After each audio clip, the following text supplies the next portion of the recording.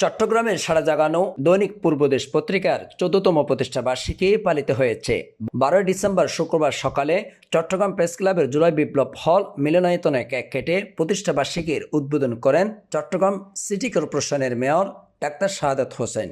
পত্রিকার জিএম কামরুল ইসলাম হোসাইনির সভাপতিত্বে ও নির্বাহী সম্পাদক আবু মুশাররফ রাসেলের সঞ্চালনায় এ সময় অনুষ্ঠানে উপস্থিত থেকে বক্তব্য রাখেন চট্টগ্রাম প্রেস ক্লাবের সভাপতি জাহিদুল করিম কোসি, চট্টগ্রাম মেট্রোপলিটন সাংবাদিক ইউনিয়নের সভাপতি মোহাম্মদ শাহনেওয়াজ, বিএনপির মনোনীত প্রার্থী আবু সুফিয়ান, ইসলামী ঐক্যজোটের চেয়ারম্যান মুফতি ইজাহারুল ইসলাম।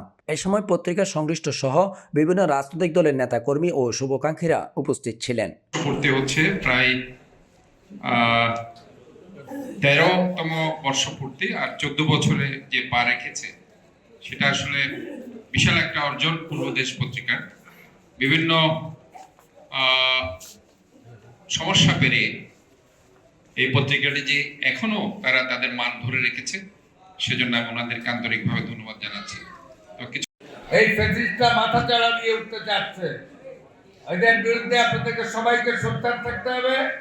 আপনারা দেখেছেন গতকাল ঢাকা ইউনিভার্সিটিতে ওই নীল দলের ওরা আপনার একটা গোপন বৈঠক করতে গিয়েছিল। সেখানে ঢাকা ইউনিভার্সিটির সচেতন ছাত্ররা তাদেরকে প্রতিহত করেছে।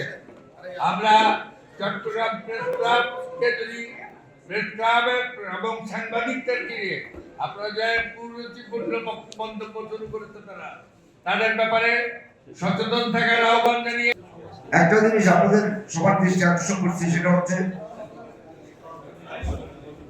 আমরা জিওপলিটিক্যাল যে ইন্টারেস্টটা বলি, জিওপলিটিক্যাল ইম্পর্টেন্সটা বলি, এই জিওপলিটিক্যাল ইন্টারেস্টে